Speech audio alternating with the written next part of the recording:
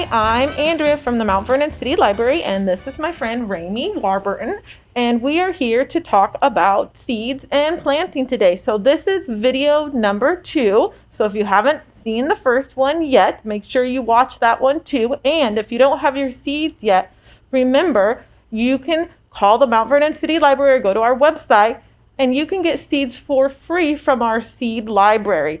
And Rami is actually the founder of the Seed Library. And how did you get involved with that project?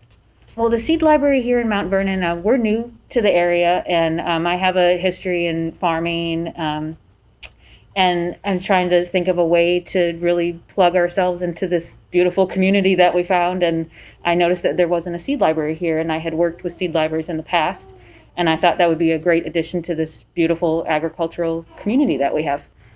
That's so awesome. Well, we're so lucky to have you and to be able to collaborate and do this together. So in the first video, we talked all about once you have that seed, how do you get it started at home? But now, if we're ready to think about transplanting, how do we know when is the time to transplant? So like we said at the end of the last video, once your seeds have their first true leaves, that's after your solar panel leaves, and then you have the first leaves that look just like the plant's leaves, it's time to transplant. And so that just means that you're moving your little tiny seedling from its happy little nursery over to like a big kid bed. It's its next stage. So a little bit bigger. Container, more room to wiggle and grow even bigger and stronger for when you're ready to plant it outside. What kinds of things will I need before I'm ready to transplant? So when you're transplanting, it's a little bit different. When you're starting your seeds, your little seed has everything it needs to grow. But when you're transplanting, it's already used up all those nutrients, and now it needs nutrients from its environment. So you're going to make sure that you're continuing to give it light 16 hours a day. You're going to continue to water, not as much. You're going to keep it in a warm place. More like room temperature is appropriate for this stage. Okay. And you're also going to transplant into a medium or soil that does have nutrients this time. So that's either using a potting soil mix that's got some fertilizer in it, or that's buying a liquid fertilizer. I like to use something that has like ocean ingredients in it. Neptune's Harvest is a good one. That's the one I use for my gardens. And you want to keep it really weak to begin with, because you don't want to, again, burn your seedlings with all that fertilizer, but they are going to need some food to keep growing. And what about stuff like Miracle Grow or things like that? I know, my mom swears by it, at least a little bit every now and then, right? Is that something that we should be using or not a good idea at this stage? Or I tend to say no, but I have an organic farming background, so that's not using any sort of pesticides or anything. And I'm not too sure if Miracle Grow has pesticides, but I like to stick with things that we have in this area. So we're right by the ocean, using things that would be found here to help boost our plants. And a lot of the things we're growing is food. And I usually think, do I want to eat that? Do I want to eat Miracle Grow? No. Okay. Do I want to eat fish and clams and seaweed and stuff? Yeah, I'd eat that. So it's just making sure that we're putting into our soil and our plants what we want to put in our bodies. So once we have all that stuff, then what is the next step? So what do we do?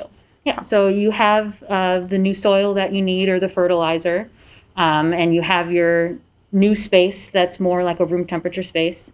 Now you're going to take your little seedlings that are in their tray and their little cups, and you're going to put them very gently, because you don't want to damage the roots, and you're going to place them into a larger container, thinking more like that size or a little smaller, like yogurt cup container, and that'll give them the space to grow big and strong, ready to be out, hardened off, and then moved out to the garden.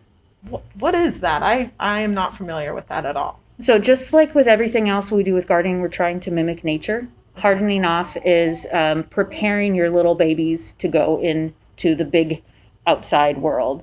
So you've transplanted your seedlings to their new situation, and then hardening off, you're going to begin kind of running your hands over your plants to mimic wind, kind of get them nice and strong. You'll take them outside for a couple hours every day, a little bit more every day, just making sure that they're sheltered and it's not freezing. Otherwise, your plants won't be successful.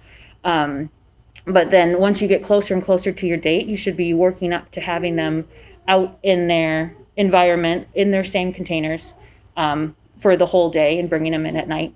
Some people use something called a cold frame, and that's like an unheated greenhouse. You can buy them or DIY. YouTube has great videos. You can open the frame during the day, and then they get, wind blows over them, they'll get rain, and then at night you can close them so they don't and so you would put them in there, just in the little tray. pot, the whole tray in there, just like that. Okay, so once they've been outside and they're doing well, maybe you're still bringing them in a little bit, but they're mostly outside. How do you know when you're ready to plant them into the ground? Or do they stay outside in their tray for a while all the time before you plant them into the ground?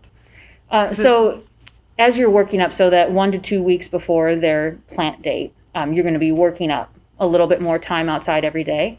And then each plant has a time when it's the right time to plant in your garden. Okay. Some plants that's after frost, some that's, your seed packet will say, 3 weeks after frost or 3 weeks before frost, and you'll know when to get those babies out in the garden, and they'll be more successful because they're a lot stronger now.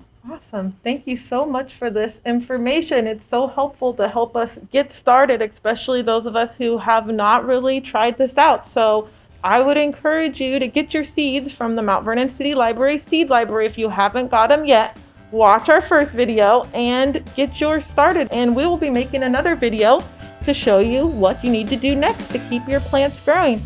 Thanks so much. Bye.